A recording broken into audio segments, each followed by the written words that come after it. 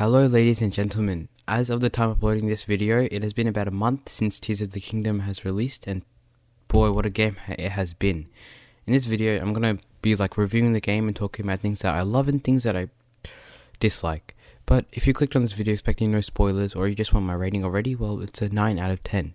And this game was absolutely solid. It was a banger. It took everything from Breath of the Wild and just revamped it to the absolute max, the highest of high tiers. From the gameplay to the story and the exploration and the map, everything from Bot W in this game was just absolutely revamped. So that's my rating. If you just clicked on this video to just see my rating, and thank you so much for watching. Please leave a like on this video and consider subscribing. It helps me out a lot and here's a ton. But here's the rest of the video in case you wanted to see the rest of my thoughts about the game. So, onto the gameplay. I've played about 60 hours of this game or so. I've completed the main story, I've collected all the memories, but I haven't explored all of the depths, all the Sky Islands in about 60 hours, and I haven't done most of the side quests, by the way. But I haven't even explored most of the map. I've only gone to the regional phenomena, and I've gone to all the areas around it, but it's a huge game. It's a huge game. So that's just insane. It provides so much more. The Sky Islands are actually not as big as we thought they were, but it's still fine. It's huge. The depths more than make up for it, so it's fine. But let's talk about what the gameplay does well and what it could be improved on, at least in my opinion.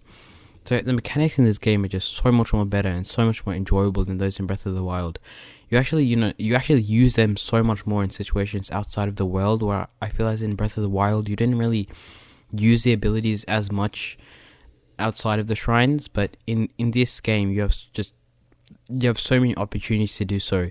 And in Breath of the Wild, I felt if the game was in the shrines, I felt the game was trying to let you do whatever you wanted, but in the end it didn't let you have free reign, and it didn't let you do it in whatever way you wanted, and it kind of pushed you to one way to do it.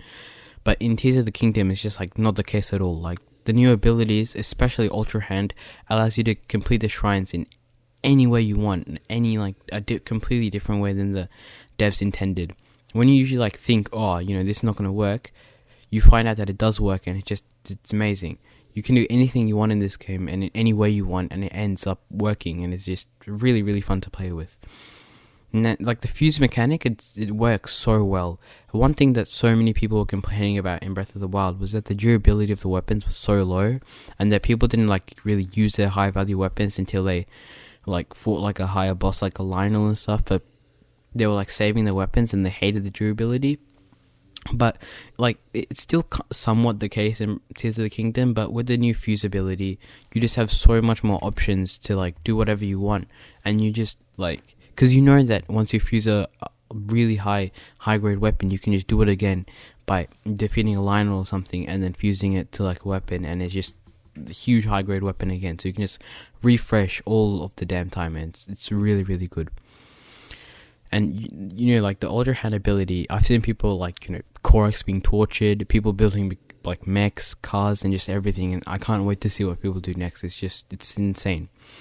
But one minor complaint that I have with the game is that it's 2023 and the 30 FPS kind of really sucks. I know it's on the Switch and stuff, and I know that the devs released a huge patch update before the game released to fix up the things here and there, and it still sucks that there is some frame drops a lot of the time, especially on the intro level when you're using Ultra Hand. There's a lot of frame rate drops, but it's a minor complaint. But it does suck that you're not getting a 60 FPS, but it's whatever.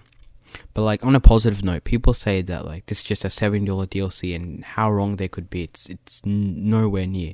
They do reuse the same map, and it is the same game game style as Breath of the Wild, but the depths and the Sky Islands, and they just refilled every inch of the surface map, and it feels completely new. So it more than makes up for the Breath of the Wild and how it just had the surface level. It's insane. It's not $7 DLC at all.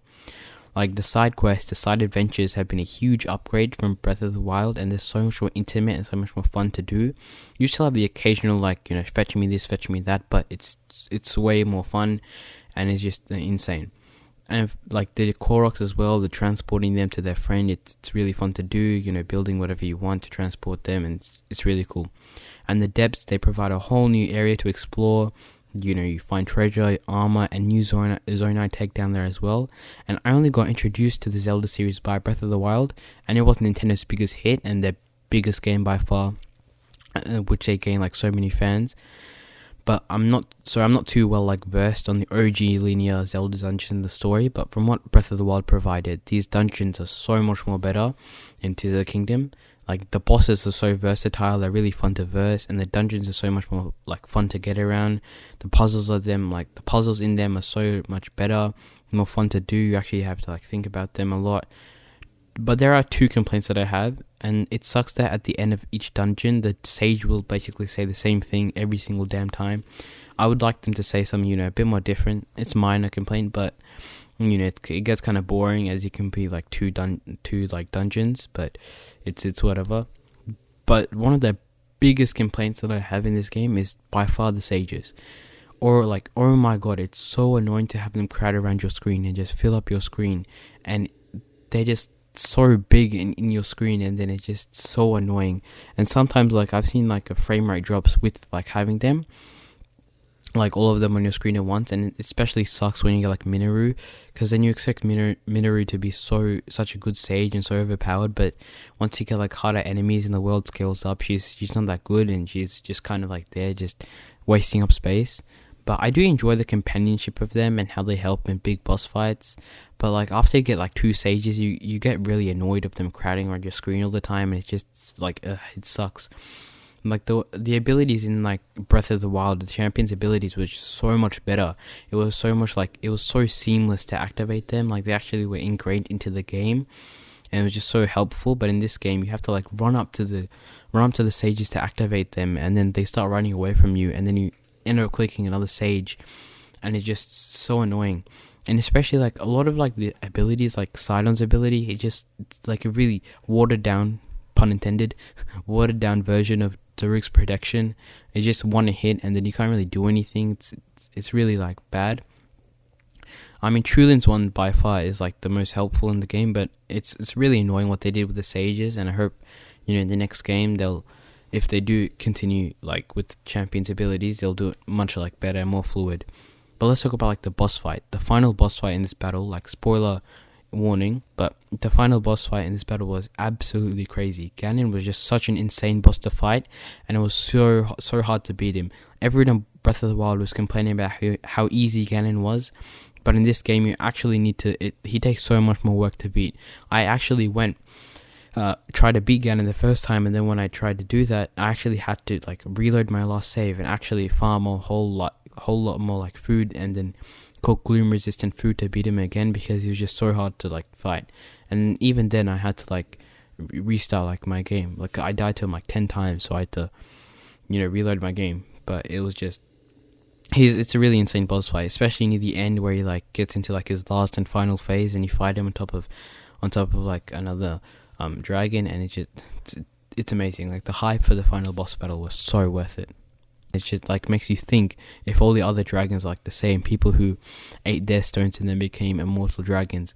But the story in this game is so much more fleshed out. If Breath of the Wild was like a 2 out of 10, this game's like an 8 out of 10. It's way more fleshed out story. It's really interactive, and it's actually like it builds up hype for the last boss battle. It builds up hype that Ganon's a really powerful boss, and that, you know, it'll take like a lot to beat him, and that the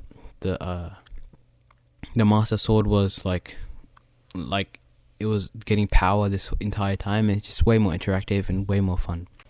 Now, my final thoughts of the game is that overall this game it slapped. It was a banger.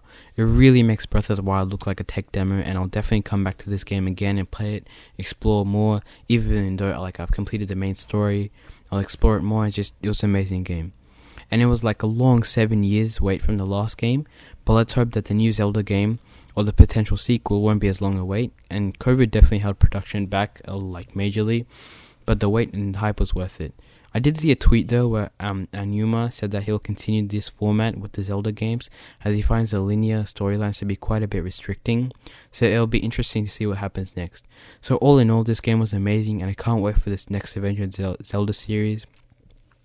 9.5 out of 10. Hopefully won Game of the Year. But let me know what you think down in the comments below. And thanks for watching. Like and subscribe. Peace.